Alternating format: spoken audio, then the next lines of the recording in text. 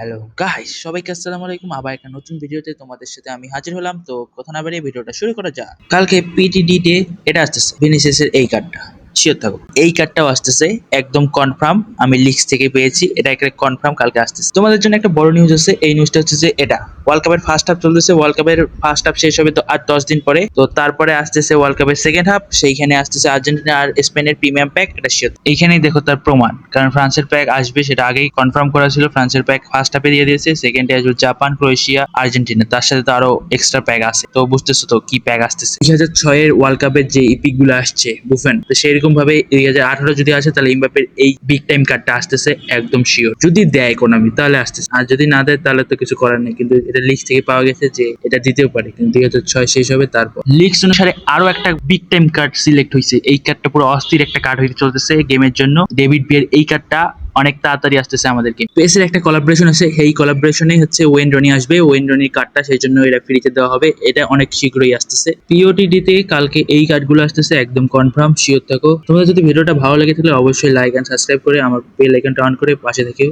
আর তোমাদের জন্য এরকম আরো নতুন নতুন ভিডিও নিয়ে আসবো।